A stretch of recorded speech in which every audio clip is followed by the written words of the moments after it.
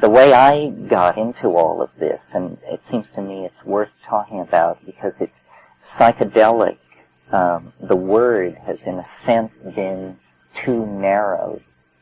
It's a kind of secret faith, having to do with perception of the world, I think. I mean, I feel that I was psychedelic long before I knew anything about psychedelics, because what I was interested in as a child was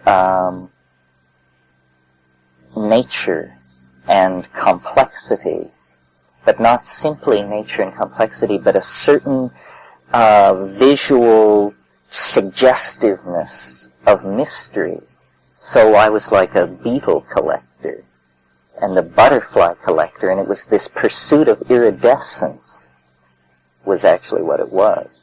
And then years later, when I studied psychology and the brain, I read Sherrington's definition of consciousness as an iridescence upon matter, meaning an effect, but when you shift the point of regarding slightly, the iridescence disappears. And I was, it's hard to even explain to myself, let alone to a room full of people, how much I cared about this kind of thing. I mean, how is it possible for a 9-year-old child to hold the image of one insect continuously in their mind for months as in almost a mystical epiphany because of how it looks, something about how it looks. And then, as I broadened my interest as a pre-adolescent child, I got into science fiction. And as I look back on it now, I see it was simply that it broke down barriers, conceptual barriers about what was possible, and that it was setting me up for this position vis-a-vis the input of the world, which was that I would entertain any idea but believe in nothing. And this is, I think, a very if we're trying to actually talk about a psychedelic canon, this is a very central part of the psychedelic attitude toward the world, to entertain all possibilities, but to never commit to belief. Belief always being seen as a kind of trap. Because if you believe something, you're forever precluded from believing its opposite. So you have run a line down the center of the cognitive universe and divided things into the believable and the unbelievable. Well, if you know how a child lives in fantasy, and how fantasy then gives way, and gave way in my case, to science fiction. This is a kind of pre-psychedelic mindset that many, many people of my generation were experiencing as they came up through the Eisenhower years, which were spiritually a complete desert. But in these pulp magazines, beneath the surface of consciousness, notice throughout this month how much of what is important to what we're talking about goes on in the non-sanctioned corners of the culture. Pulp literature, cults, unsanctioned gatherings of friends, rock and roll, all of these areas where the emotional content of the culture is allowed to come to rest are somewhat off limits. Into adolescence, this cognition-breaking, iridescence-pursuing thing came directly up against Eros, which was, a complete new dimension for the goggle-eyed terror of the science fairs to be plunged into, which was myself. And, women, sexuality, social signaling, intense emotion, all of this, and everyone experiences this, in a sense, sexuality is the built-in psychedelic experience that only a very few people manage to evade. Because, we may like to think that we are rational animals, but for purposes of biology, a whole set of completely irrational programs have been built in that just can take, a professor of Indo-European grammar and turn him into a haunted figure pursuing chorus girls, or any of the other 50,000 variations on that theme. So, Eros is an ego-overwhelming, boundary-dissolving, breakthrough-creating force scripted into human life that is pretty intrinsically psychedelic. And I think that, I don't really understand how all this works at all. But when you get very deep in, especially on some of these tryptamines, you brush up against some kind of, it's hard to even put words to it, but it's erotic. It's a potential within the concept of Eros that is almost too much to bear. And it almost seems to imply that what we call erotic sensibility is a kind of lower dimensional slice of some higher dimensional reality that our feelings are trying to carry us into. This is sort of an aside on that, but one of the interesting things about psychedelics, and I now speak of the compounds themselves, is, especially the plants, is they have a certain fascination with where the genes go and will pair people across great lines of improbability. In other words, it's almost as though the biological control which is exerted on this mammalian species by the mushroom is actually, at the materialistic level, a control of who has children by whom, which means the control of the evolution of gene lines.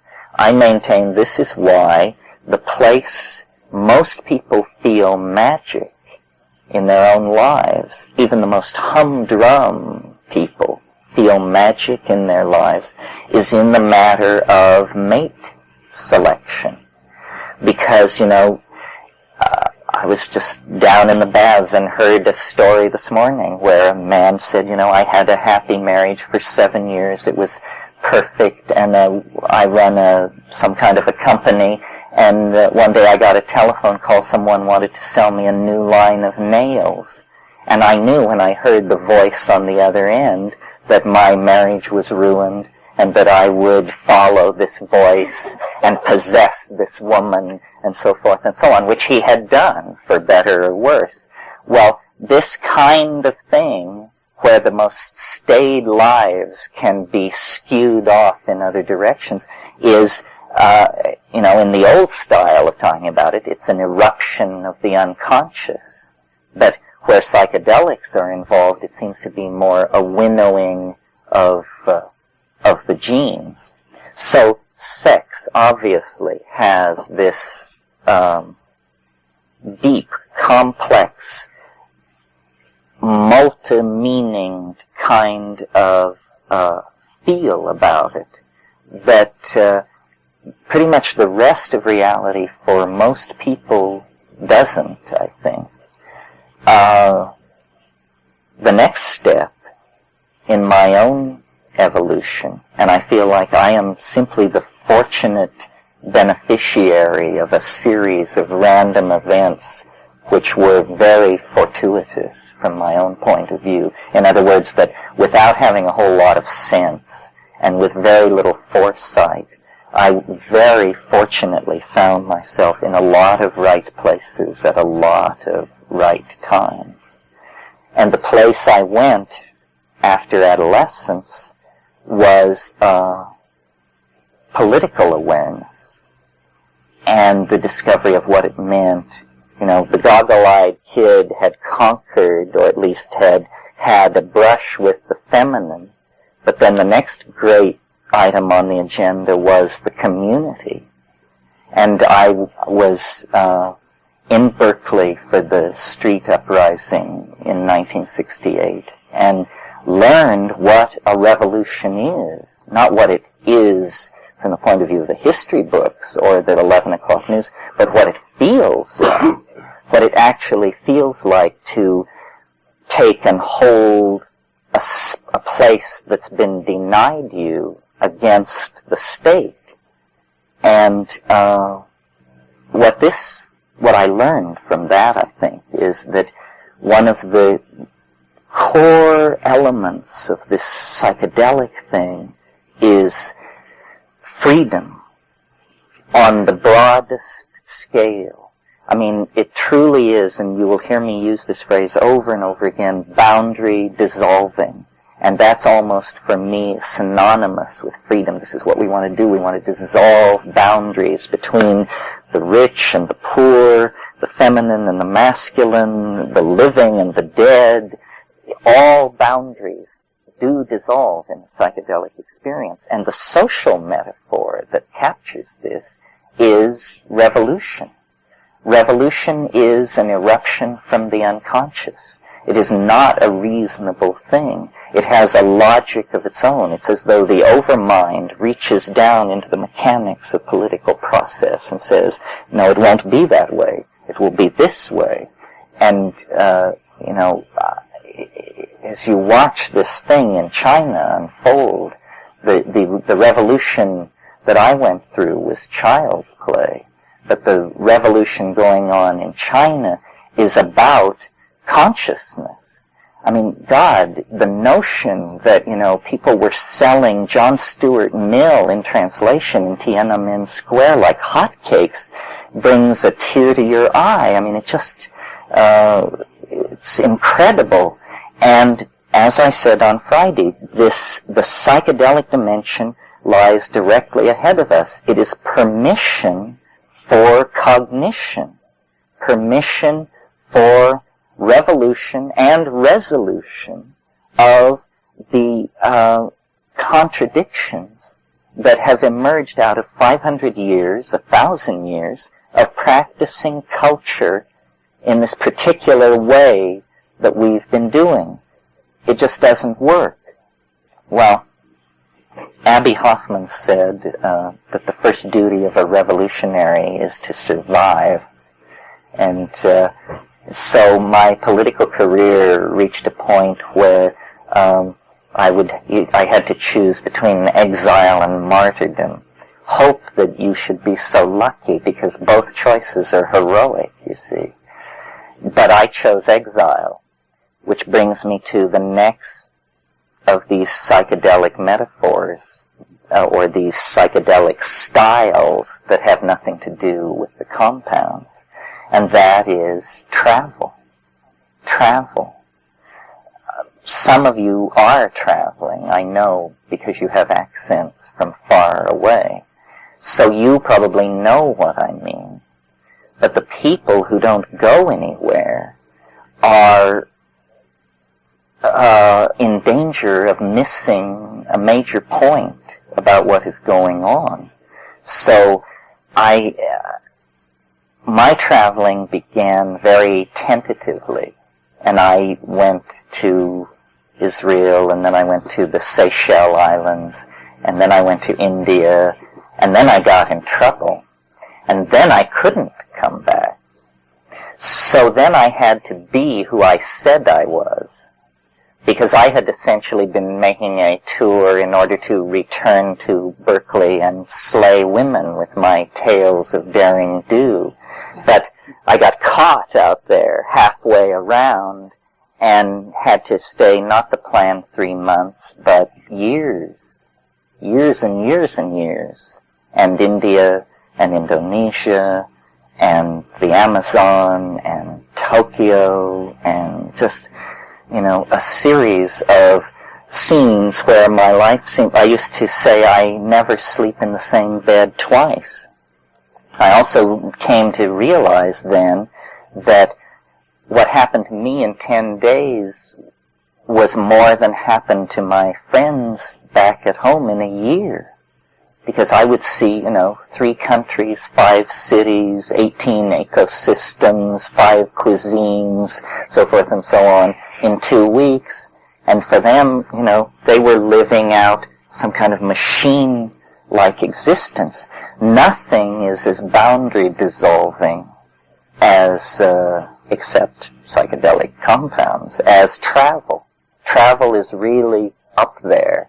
I mean, go to these places. There are many, many places, and they are not to be taken at face value. They are parts of your own psyche. They are syntactical intersections of intentionality and cognition. The fact that you have to fly there on KLM is only incidental, you see. Because what you come up against in these other places is cultural relativity. And the deep coming to awareness of cultural relativity is finally permission to look at who you are, not who they say you should be, Because you see that in this tribe, you're an SOB if you fail to eat your uncle at a certain critical time in the situation. And in this society, you're an SOB if you don't own a condo in Carmel. So, how seriously are we to take all this? There's a great saying, an alchemist of the 15th century, Athanasius Kirchner, said, the highest mountains, the oldest books, the strangest people, there you will find the stone. And this idea that there is something to be found, first of all, this is very important for the psychedelic life. Again, I was very lucky. I read Carl Jung very early, before the Jungians really got a hold of him and ruined it. And what Jung is saying about conceiving your life as a quest is absolutely true. Psyche is some kind of semi-malleable medium. And if you set yourself up as a loser, if you image yourself as a loser, you will be a loser, and so forth. This is not big news. But what's big news is that if you set your life up as a quest, you will actually find something transcendental and unimaginable. I mean, I am living proof of this because I set my life up as a quest for a perverse reason, to prove that there was no mystery. In other words, to debunk it, to say, I will follow the ancient formulae and show that it's baloney by doing it perfectly and achieving nothing. That's the kind of guy I am. However, what I discovered was that the model of the world that we inherit, that it's three-dimensional space and very humdrum and you're caught in its laws and like that, it's just not so. I mean, I don't have all the answers, but this is where we need to put pressure, is the world is some kind of thing which can be taken apart and shown to be something else, many other things. And nobody's saying this. I mean, these physicists are just sober as can be. And all this argument that goes back and forth about this paradigm and that paradigm and whether the world is made of anti-mu mesons or the world is obviously made of mind and intention. And I don't mean this in some airy-fairy, can't get a grip on it way. I mean, if the world is made of cognition and intention, then let's get a technology together that allows us to use that principle to make it the way we want it to be. My mother said to me when I was at her knee, if wishes were horses, beggars would ride. And I think, the political implication of that is beggars should ride. And therefore, turning wishes into horses is a reasonable political agenda. And the psychedelics show, the way it is to be done. It's somehow, I don't know. I don't know. My intuition is very strong that with people with sufficient intelligence and sufficient courage could at any time break through and make this somehow happen. I mean, it's a fantasy of two people having a conversation which ends with the abolition of language, basically. In other words, turn the tools upon themselves and unscrew everything and lay it out and look at it and then rebuild it the way we want to. Now, this could not even be talked about if there were not evidence that it is possible. And the evidence lies in this weird dimension, this psychedelic thing. And I would be utterly despairing of the state of this planet and ourselves if it weren't for the existence of these compounds. I think we would not have the chance of a snowball in hell. Not a chance. Because everything on the surface spells ruin. We are murderous monkeys. We have looted the future. We have eaten the food of our own children. This is the kind of crowd we are. And yet, there is this shining, transcendent thing that is real.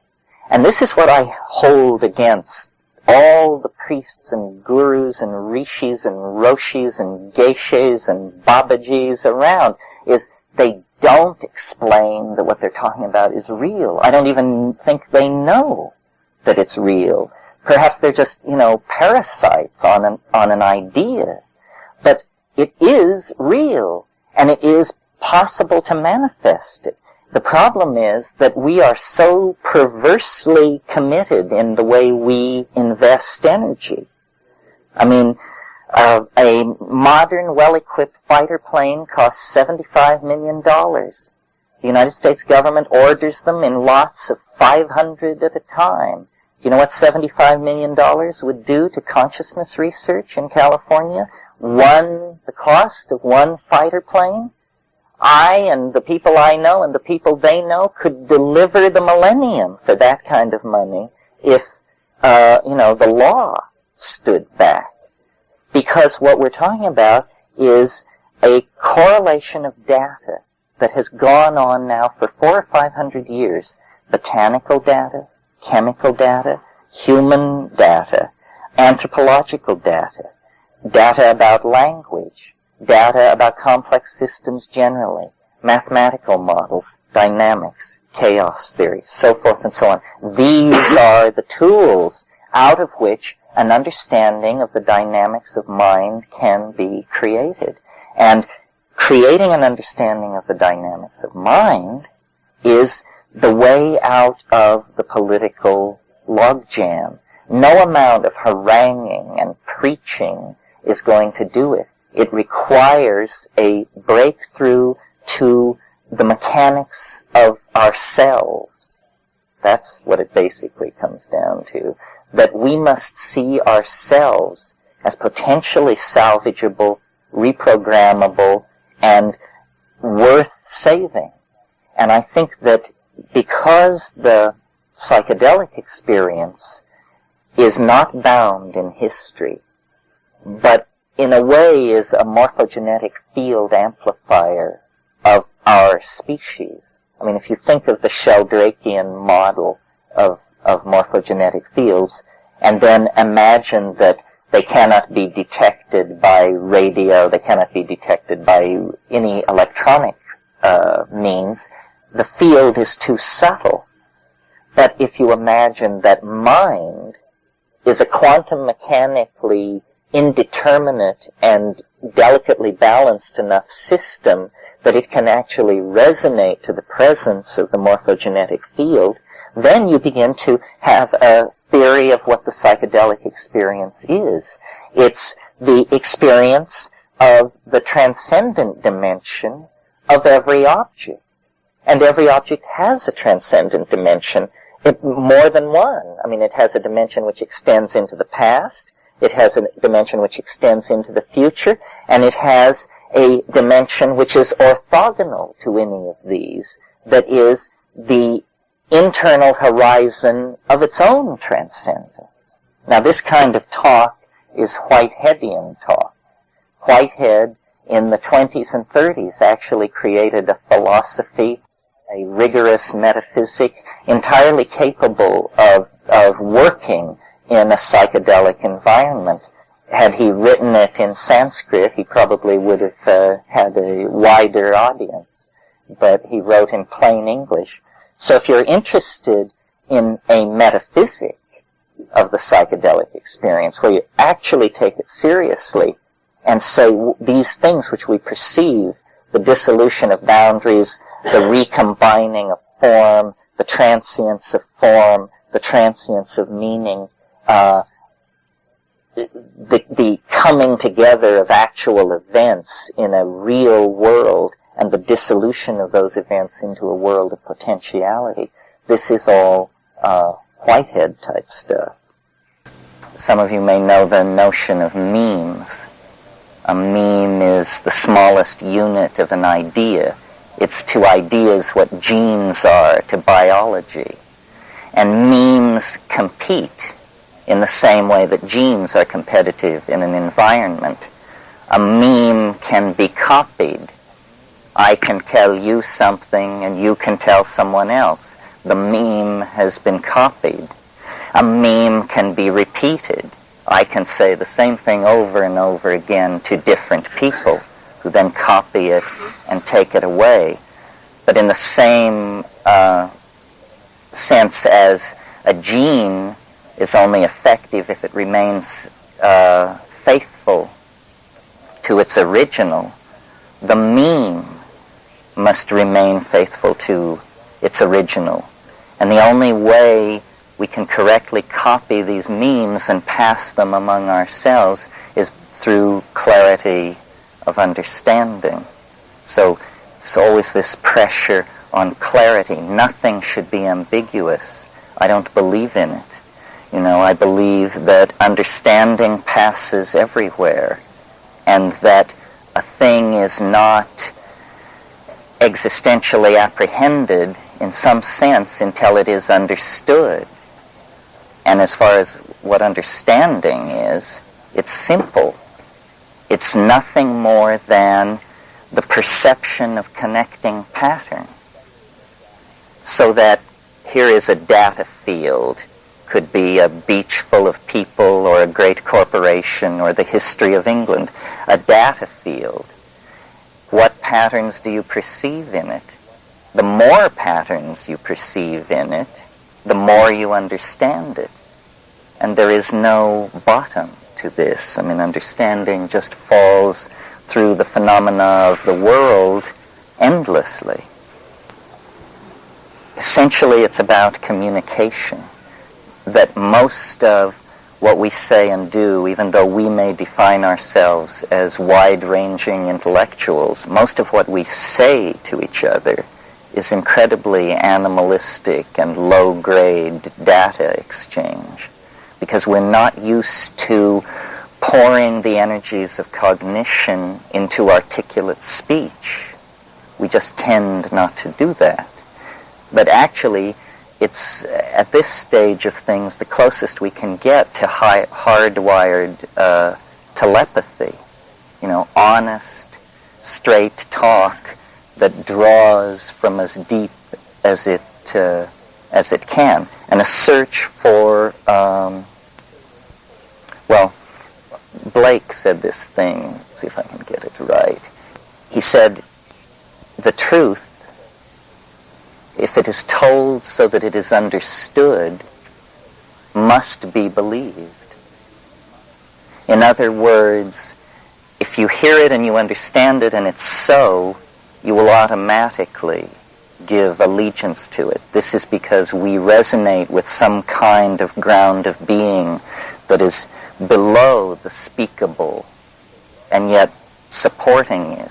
So the idea here will be to try and communicate between ourselves to create a slightly different kind of reality than everybody else is hanging out in. Mostly, I hope, our reality will have more hope than the generic reality that's going on outside. Because I think that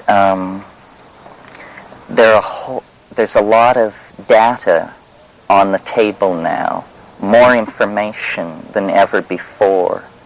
And we can actually begin to figure out what's going on, not in terms of the first 3 milliseconds of the universe, but actually, what is going on this planet? What is human history? What is a cognizing species doing, running around by the billions on the surface of this planet, obsessed with religions and driven by vice and hatred and visionary longing? This is not what they talk about in the biology books. Still less is it what they talk about in the physical chemistry books. And something has torn loose on the surface of this planet, and we are embedded in it, and we are it, and it is sweeping us and all life on this planet into some kind of apotheosis, some kind of shit-hit-the-fan situation where all the hopes and dreams and fears and obsessions are going to be held up to some kind of transcendental inspection. Nothing can stop this. Perhaps, it could have been stopped in the 12th century or the 6th century, but now technical processes, population growth, information transfer, destruction of the environment, the great dying is well underway. And the question is, does this make sense? And an even more cogent question, can it be made to make sense? In other words, can we come to, in the situation of a planet sinking into chaos, and somehow run around and punch some buttons and close off some areas and salvage something? Can meaning be salvaged? Or is the process that has gone on over the last, you pick a number, but it's in the billions of years, essentially meaningless, dumb show and absurdity? The really freaky thing about this, I think, is that it's not clear, that it seems to rest in the domain of human decision, that the universe is not at all what we suppose it to be, and that we are in effect presented with a 3-dimensional, 4-dimensional, 11-dimensional koan, a labyrinth, a puzzle, a kind of conundrum which has to be cut through. And it's all done in the mind. The whole apparent world is actually syntactical in nature. This is what they don't tell you in the philosophy departments or the physics departments, that the universe is made of words, and that there has to be a speaker and there has to be a hearer. Photons, quarks, anti-mu, that's not what it's about. That is a linguistic model that floats above the bedrock of syntactical connectedness that mind travels through to create networks that it interprets meaningfully. That's what's really going on. So, looking at this situation years and years ago, knowing and feeling what I've essentially just said to you 25 years ago, I've always been a skeptic. I mean, I've always been sort of on a downer, cynical even, and take things apart and belittle them and see how they tick. It's just it's a male, rational style, scientific style. And the assumption behind that is that you can reduce the whole world to something which is non-threatening and neutral somehow. But a weird thing happened on the way to completing this program, which was I discovered something which it is my intention to try and share with you. I don't know, it's many people have made this discovery, but I can only speak for myself. So for me it had a very intense and kind of transformative immediacy. And this was, I discovered that in the realm of the so-called transcendental. I was raised Roman Catholic, and in the process of cutting that loose, switched to Latin for Sanskrit for a while, and I've had a lifelong interest in the transcendental, but basically from a debunking point of view.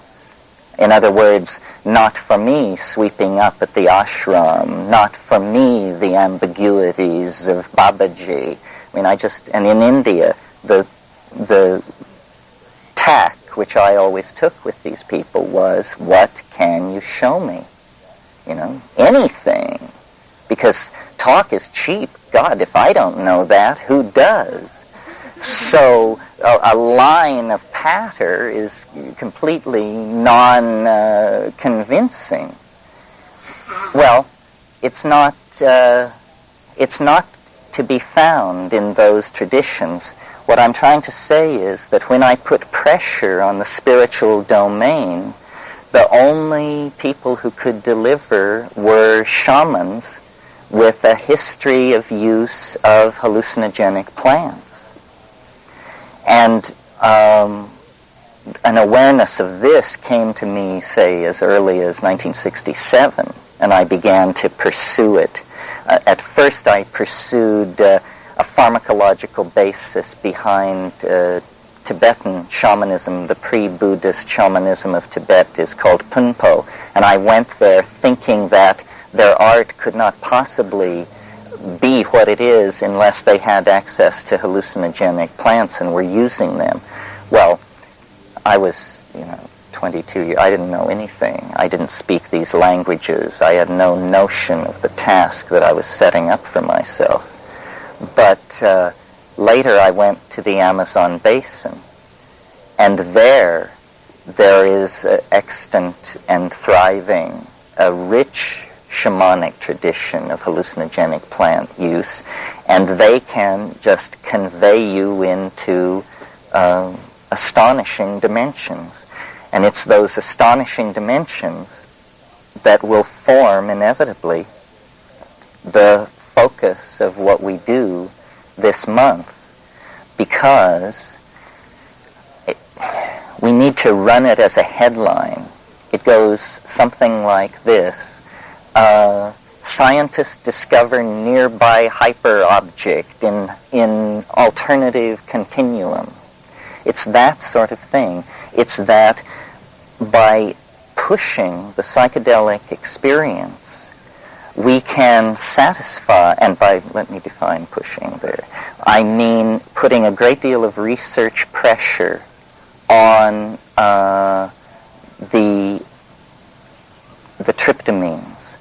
By pushing the hallucinogenic psychedelic experience, I think we could fairly quickly satisfy ourselves, if the legal climate were different, that the Freudian model won't do, the Jungian model won't do, and that in fact all psychological models will fail, and that what we're dealing with is something quite of another order.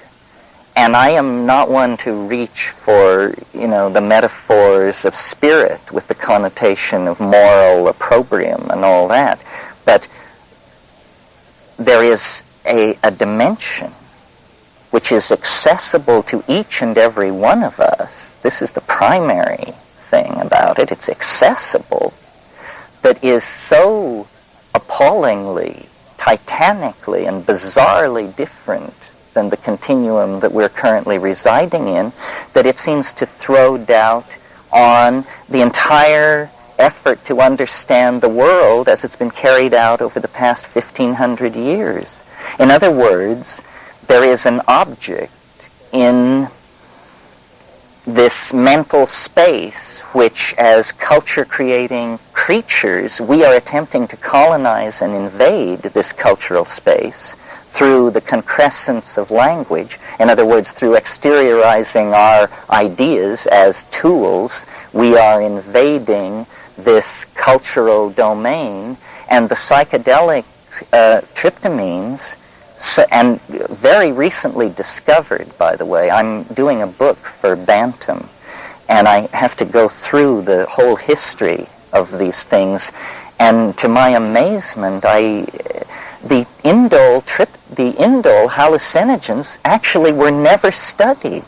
LSD was invented in 1938. They put it on the shelf for 5 years. Then the guy took it, Hoffman.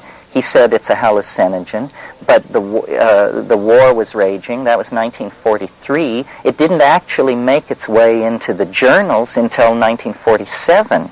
Then, from 47 to roughly 65, there was a great deal of interest in LSD and research on it. Then that ended with it becoming illegal. Meantime, psilocybin, DMT, and the beta-carbolines, the number of articles and papers published on these things numbers in the dozens.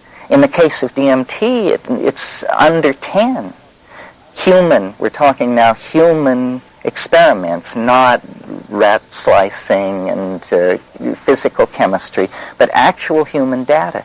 So what we inherit out of the 60s, one of the ways which we have been disempowered that we didn't even know, isn't this fun to learn a new way that you were disempowered that you didn't even know, is that the LSD experience was made the paradigm of the psychedelic experience. And it was placed at the center of the phenomenological mandala. And then all these other compounds were sort of related into it in terms of doesn't last as long as, lasts twice as long as, that sort of thing. When you think about this alternative reality and the exploration by drugs, with psychedelic drugs, and then the pervasive problem with other sorts of drugs in the society, and it cuts very close to the core of ourselves as creatures. I mean, we are addictive animals. We addict to everything. We addict to each other and glorify it as our most noble outpouring of sentiment in the phenomenon of romantic love. I mean, when a pair of lovers are parted, the withdrawal symptoms are indistinguishable from heroin. I mean, vomiting, shaking, uncontrollable emotional outbursts, sleeplessness, short temper, hysteria. This is real. It is what romantic love is a pheromonal bonding, an exchange of chemical messengers which takes these two autonomous organisms and welds them into one galaxy of need and intention and understanding and expectation. Well, then you just tear that apart and people are, shook up. We addict to political ideals, all kinds. I mean, it's wonderful what's happening in Peking, but several decades ago, the same thing was happening in Berlin to a different beat. People find an idea and it works, and all barriers appear to be movable and all goals attainable. We addict to things. This is like magpies. but then through media trained to propel ourselves into ever more extensive relationships with objects. We invent money, which is kind of a multi-transformable drug. It stands for everything, everything you ever wanted, and you can addict to money. Nevertheless, what I will argue during this month is that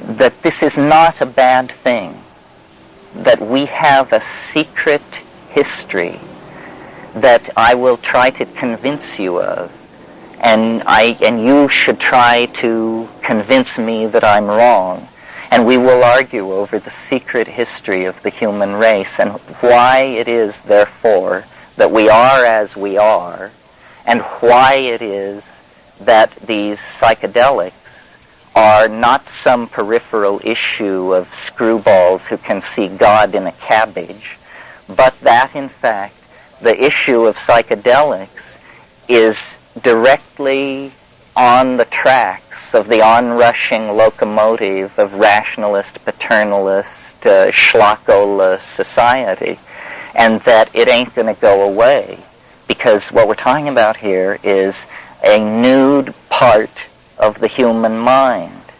What we're talking about here is something which takes its place in the great unfolding of the defining of human freedom that characterizes the entire adventure of global civilization. In other words, we've got the Pope under control. That happened in the Middle Ages.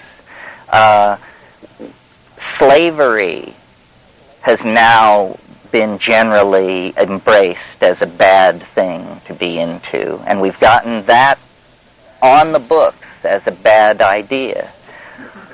Women have been suddenly recognized to be human beings, and so forth. So this swelling bubble of aha and perception of the real nature of the universe should also include the sudden realization that governments have no business telling people what foods and spices they should prefer, that this is an absurd role for government, and that, like slavery, like the subjugation of women, the legal persecution of dietary habits has just got to take its place with the high-button shoe. And we will talk a lot about the consequences of this. What does it mean? Because you see, what the government would have us believe, and perhaps believes itself, although I doubt it, is that we would return to the beast. That's all. We would just shoot junk and toot blow and flop around in ruinous orgies until hell froze over.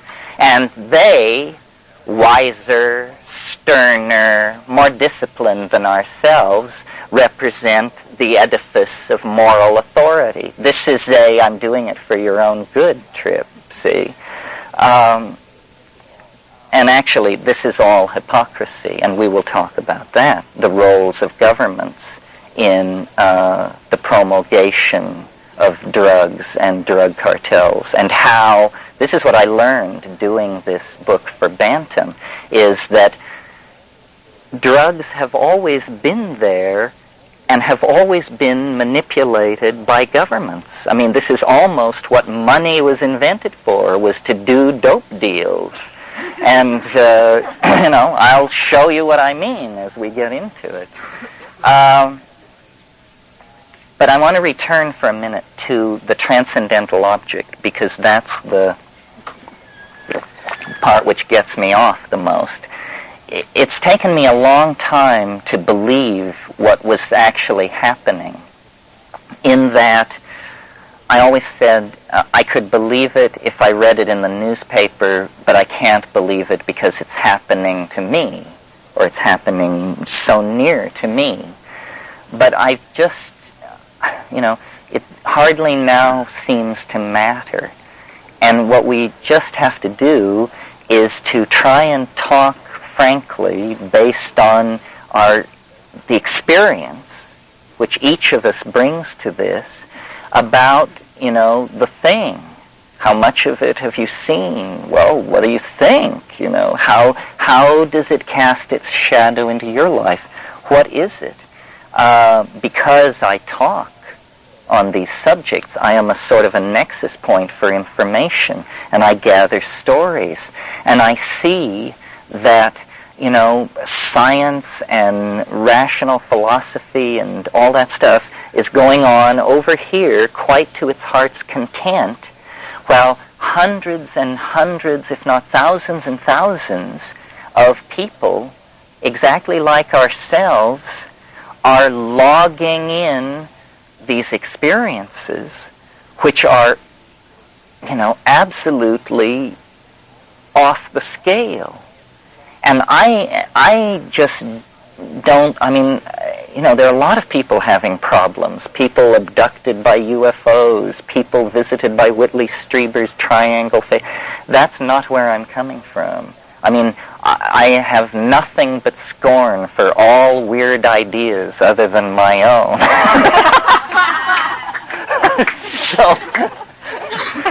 And the reason I tolerate my own weird ideas is basically because of what I've gone through. I would never believe it if I hadn't seen it. There's a wonderful story, and I have no love for Christianity either, but I'll tell a Christian story. This is what I got out of the Gospels. Christ appeared several times in the upper room after the crucifixion to the apostles. The first time he appeared, the apostle Thomas was not there. And so then Thomas came after the visitation, and they said, the Master was here. He was with us. And Thomas said, bullshit.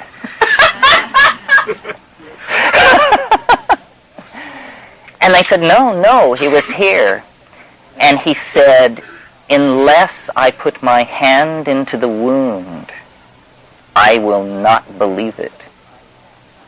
So time passed, and Christ came again to the upper room.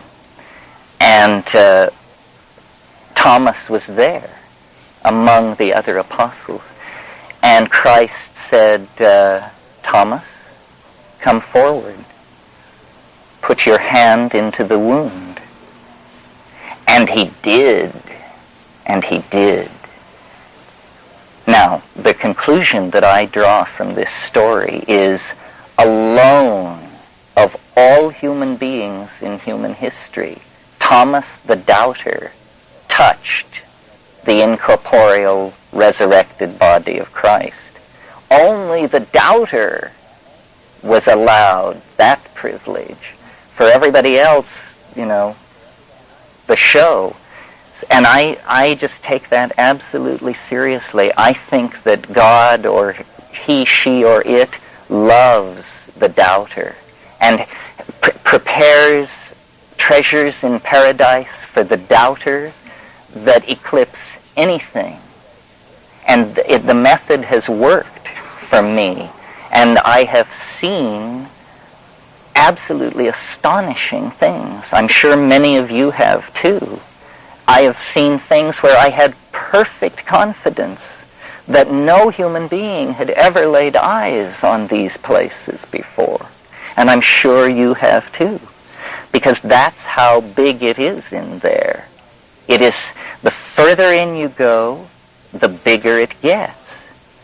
We are like monkeys sitting in the presence of a flying saucer whose doorway has just been flung open. This is what we need to become conscious of. We need to dissolve the assumptions of the culture. And this is why LSD was so terrifying, because I firmly believe that one of the things psychedelics do is they dissolve cultural assumptions. It doesn't matter whether you're a member of the Politburo or a go-go dancer in Berlin or a professor of agronomy in Kansas. You will doubt your beliefs and your world if you take psychedelics. This is good. We need to dissolve our cultural conditioning and try to get down to brass tacks, because I'm convinced that reality is a tinker toy set that we can learn to take apart and put together in completely different ways. And we're going to have to pull some real rabbits out of the hat, or the planet is just going to pour over the edge into chaos. And before they were called psychedelics, they were called consciousness-expanding drugs. Well, if there's any possibility that that's true, let's put our best people on it, because consciousness is what we're dying for. We don't have enough of it.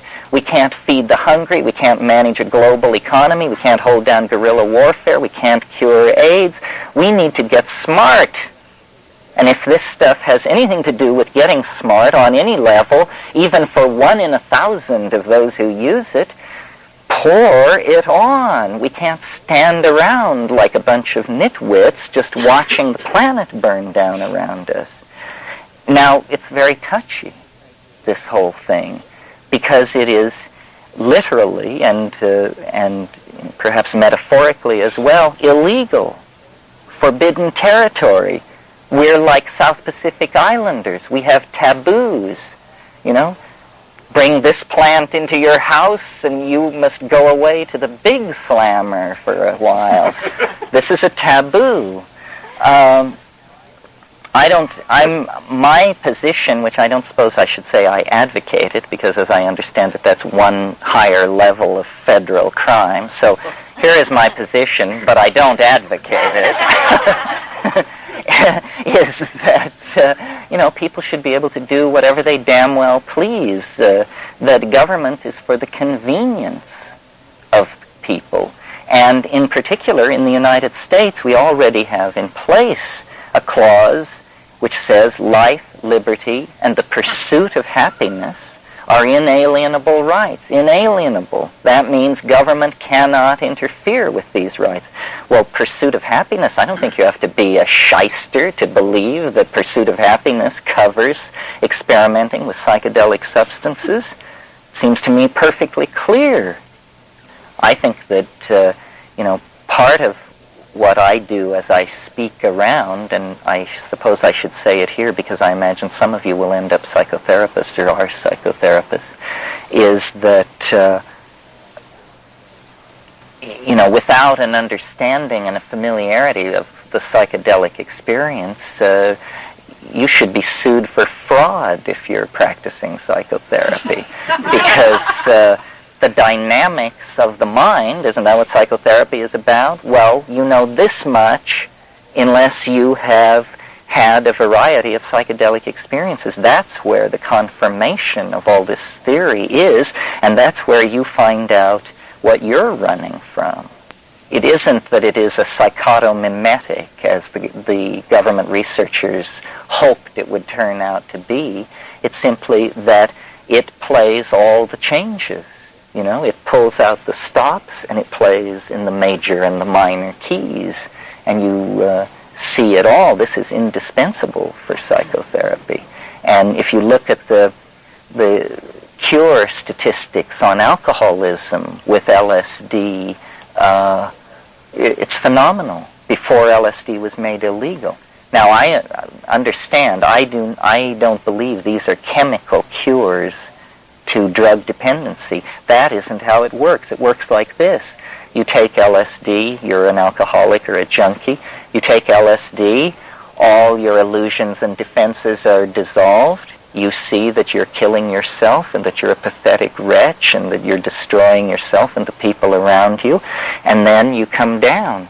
And out of that experience, you existentially draw, in some cases, the power, the self-will, and the motivation to change your behavior. Well, I believe that as a culture, we could do this.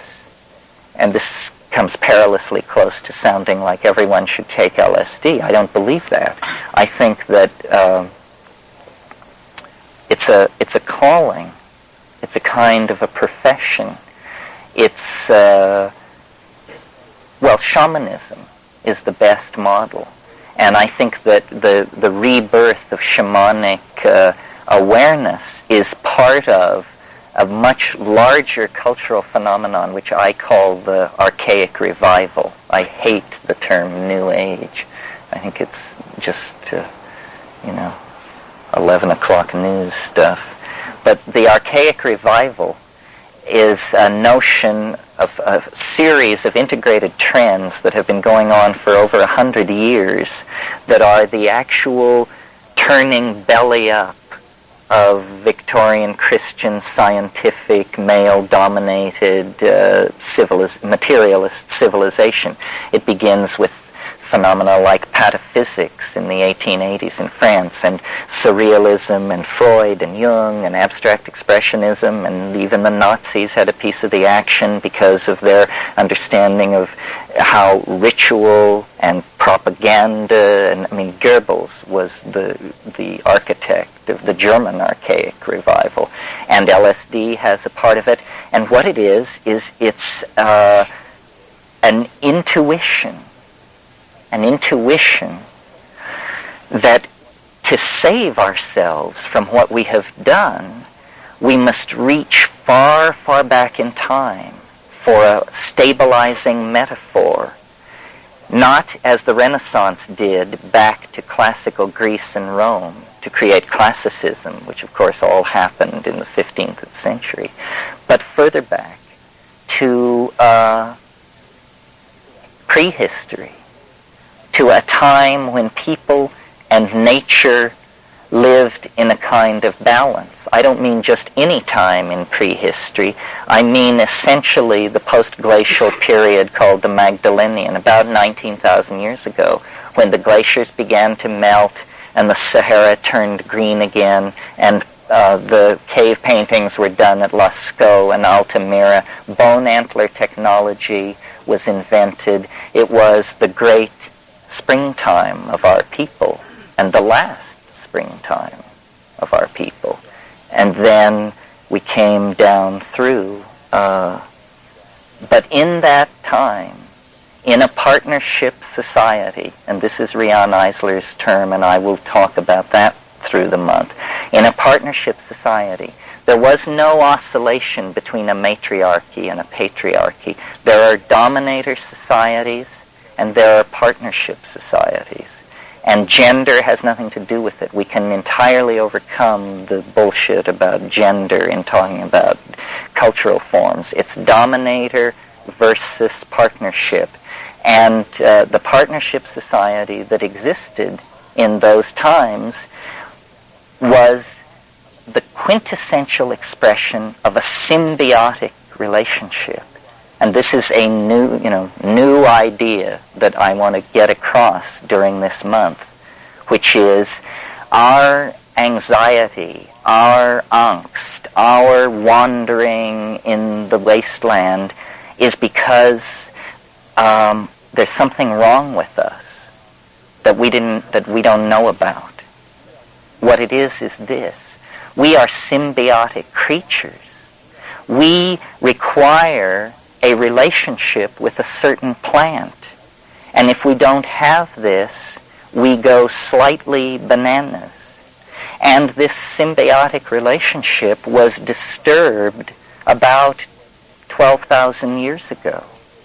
It has to do, and I will go over it in more detail downstream, but it has to do with periods of drought in the African continent that forced people into the Middle East, and to where they were no longer able to access this plant.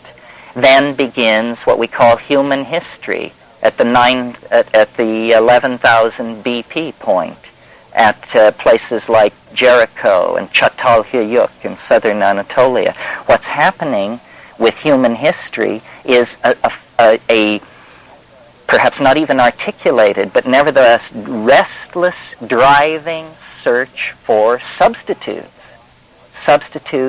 for the lost partnership ambiance, substitutes for the plant symbiote which held that in stasis. And these substitutes work their way over the millennia through the opium cults of Anatolia, the hemp cults of the Scythians, the Eleusinian mysteries, and these are the great acceptable substitutes for the mystery. You see, what religion is a contact with the tremendum, with the numinosum at the beginning of history in this context of plant hallucinogenesis. And then the fall, literally, the fall is the telescoping stages that moved us away from the original purity of this numinous image. And it ends in crack addiction.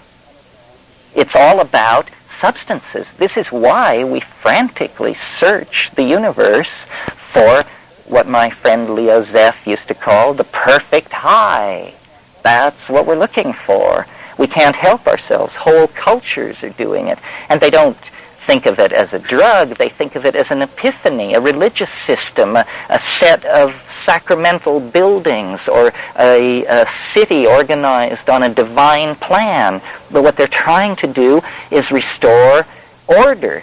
And they can't do it because, like the romantic lovers parted, the partner is not present.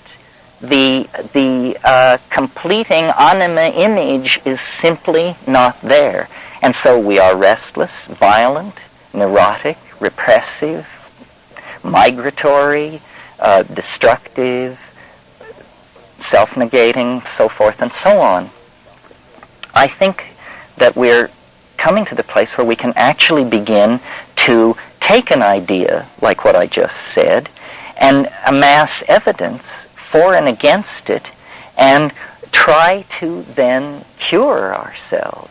In a way, I'm trying to carry out a kind of Jungian analysis where we realize that we are all the children of some kind of very damaging thing which happened in prehistory. And it's plain as the nose on your face. It's just that we are so traumatized we do not see it. I mean, look at the story of Eden, which is the central datum, the central mythologium of our culture. It's a story of substance abuse and the consequent punishment that follows upon that, because Eve eats of the fruit of the tree of life. And it says in Genesis, if they eat of this fruit, they will be as we are. In other words, it was specifically the issue of consciousness expansion, and Yahweh, the jealous god, the volcano god of a dominator culture, and said, no, you're not coming into that inner sanctum. But she had eaten of it anyway. So there was a parting of the ways. Well, this parting of the ways, I believe, is a metaphorical description of the breakup of this symbiosis in Africa and the fall into profane time, the withdrawal of the bride, really. I mean, in alchemical terms, or in terms of the Jungian marriage of the anima and the animus. And we are now, I think, in a position to at least talk about this as a possibility, because this thing which was driving these religions on the plains of Africa was a tryptamine hallucinogen. It was specifically a mushroom which was occurring in the dung of the early cattle that were just at that stage being domesticated.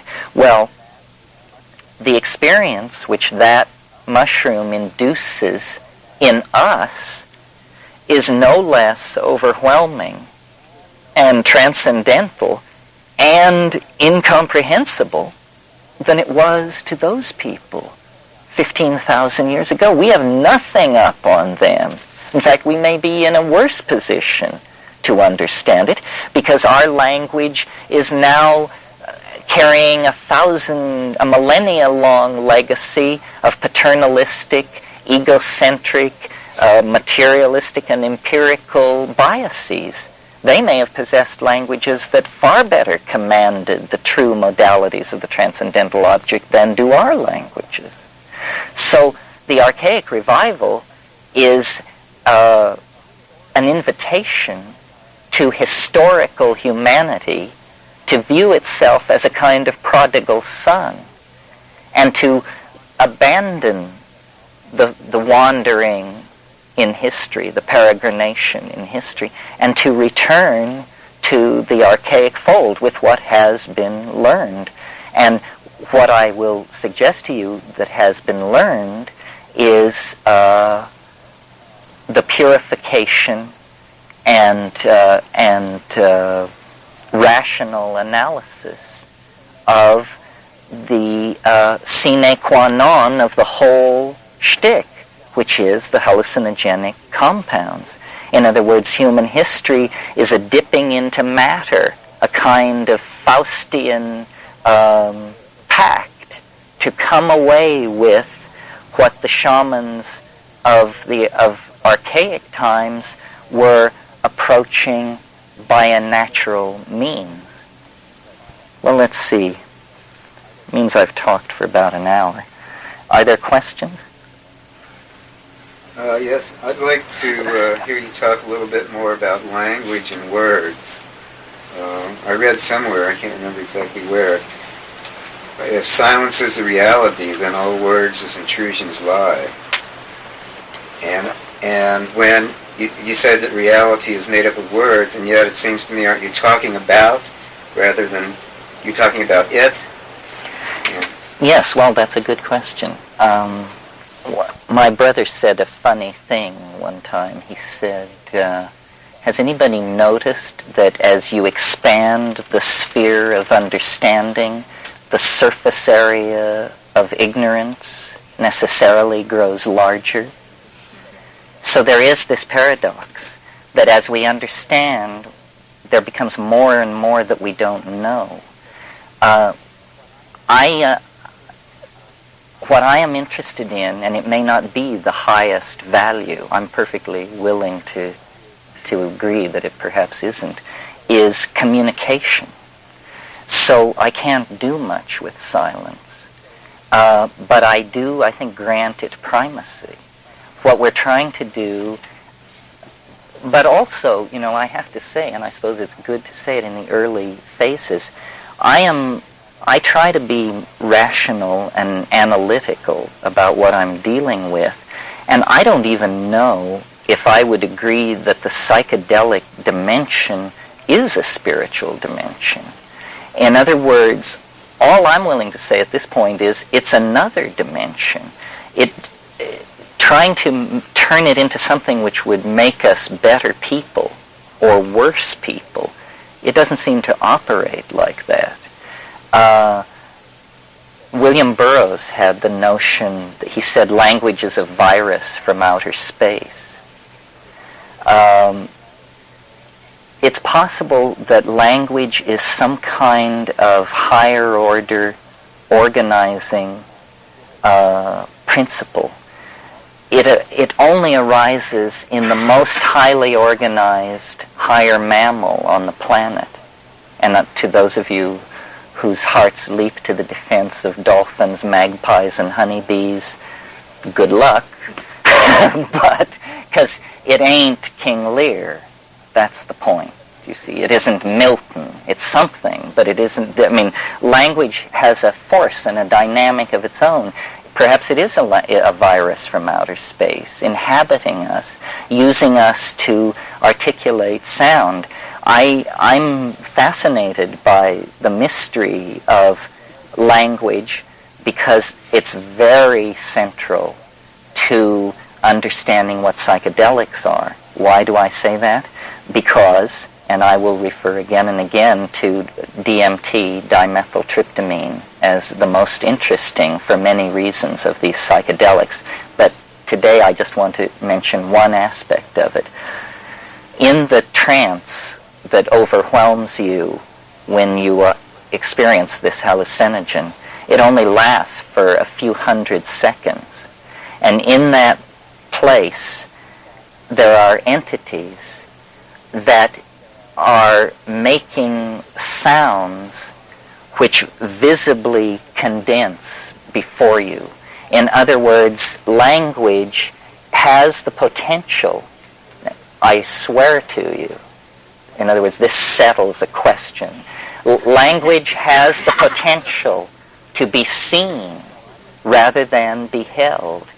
Well, I saw this years ago in DMT flashes, and lo and behold, a thorough inspection of Philo Judaeus, who lived contemporary with Jesus Christ and was an Alexandrine Jew who wrote volumes of commentary on the religions of his era. Philo Judaeus talks about what he calls the Logos. The Logos was an interiorized teaching voice which Greek ecstatics sought to contact. And Philo says, he sets up a little dialogue, and the first speaker says, what would be a more perfect Logos? A more perfect Logos than the informing teaching voice. And Philo answers, the more perfect Logos would go from being heard to being beheld without ever crossing over a noticeable moment of transition. Astonishing. I mean, I always wonder, did they know what they were talking about?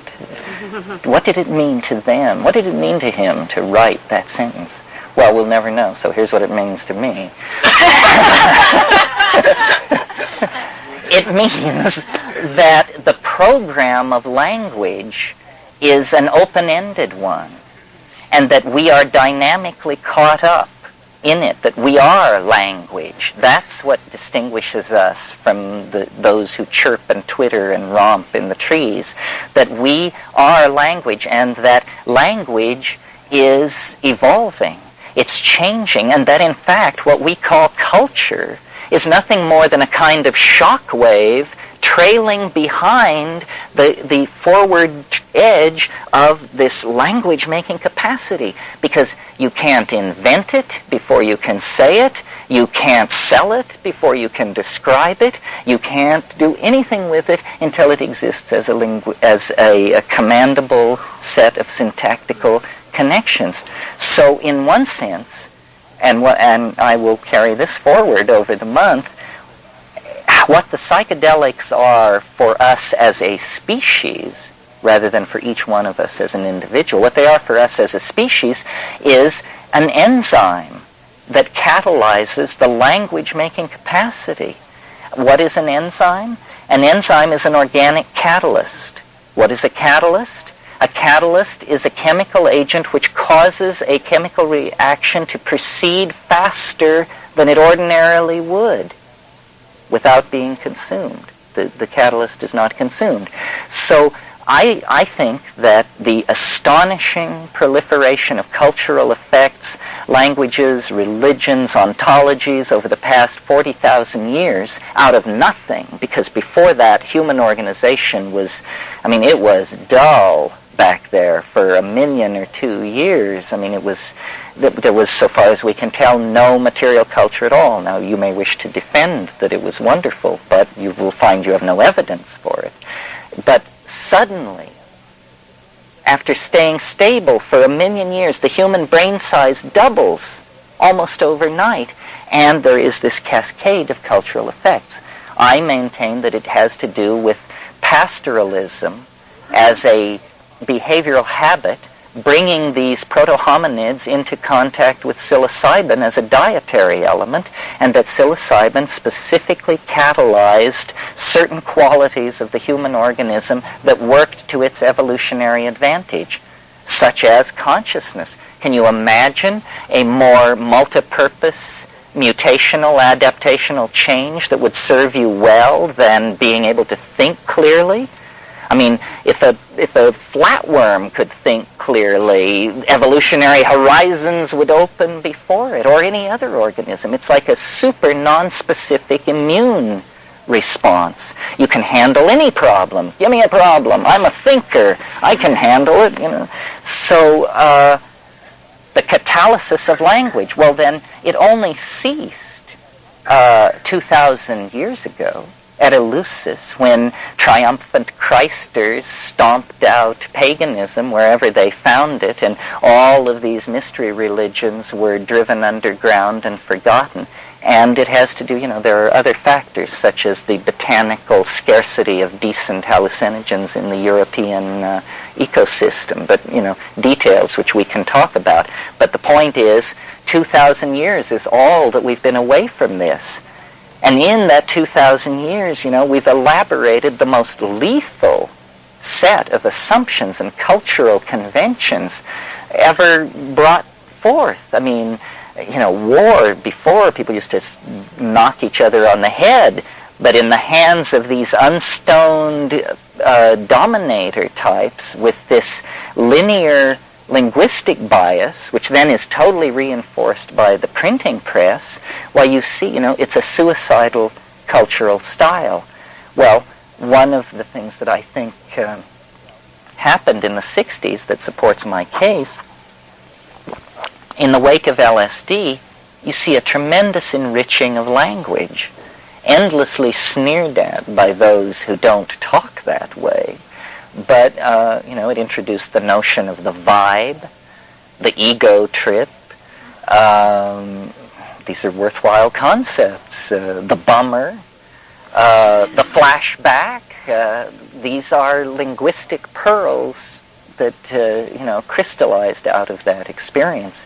And I realized in the Amazon, hanging out with these ayahuasqueros, these people using ayahuasca, which is a different strategy to make DMT happen, but it ends up with the DMT happening. Their songs were not to be listened to, but to be seen. And people would say, "How did you like my song last night?" And people would say, "You mean the blue one or the yellow one?"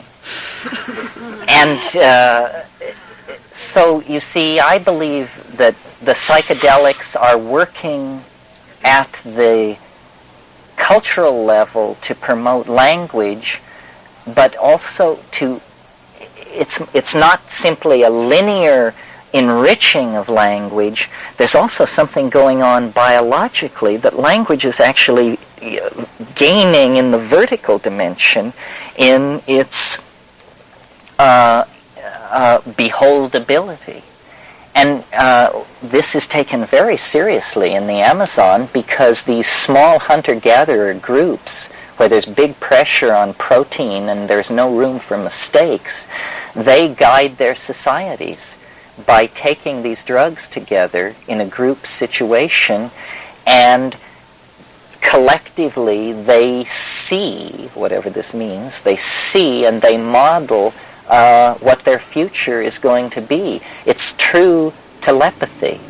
You see, when you listen to my voice, if you understand what I'm saying, it's because my incoming words cause you to go to your dictionary and look them up one by one, and if your dictionary is pretty close to my dictionary, we will understand each other. But the whole act of communication depends on this assumption that the dictionaries are the same. If they're not the same, then you will not understand me. If, on the other hand, I could make you see what I mean, this is not a culturally conditioned avenue of information transfer. You don't have to learn English to look at an English woman. It's easy. You just do it. It's at the biological level. And so this is, I think, in terms of consciousness expansion, you say, well, it's good as a general notion, but what direction is it moving? It's moving in the direction of literally a clarifying of language into something that can be beheld. And it's an arrow toward a greater domain of existential validity that each of us can move in. We need to communicate. We need to find out who we are, each of us individually, and then we need to tell each other. The whole dominator style of unstoned culture engineering is ego. That's what happens when you don't take psychedelic drugs as a culture. ego flows in. That's what was happening on the plains of Africa. Every Saturday night, everybody was getting loaded, and boundaries were dissolving. The boundary of the assumption of the uniqueness of the individual. They were taking these things, and they were having, well, group sex, basically. These were the two things. It's clear because of the quality of psilocybin that it actually, at mid-range doses, causes arousal. You see, at very low doses, it increases visual acuity. Therefore, your hunting improves. Therefore, you and your progeny are more successful. And then at slightly higher doses, everybody's horny, and there's a lot of activity in the group and partying. At higher doses, then that turns into religion, and you're just slammed to the floor of the cave, you know. So it's this three-step thing which plays on our basic needs to drive us into a deeper and deeper relationship with this mystery. And it's such a huge idea that this is what we are, that this is so fundamental, that this isn't just some curiosity of, you know, hedonic West Coast, so forth and so on, but that it is in fact central to understanding and defining humanness, and to trying to grab some of the controls of this sinking submarine of a planet and get it back up to the surface long enough for us to all climb in a rowboat and to make our way somewhere. So thank you for being here today, all of you. Thank you.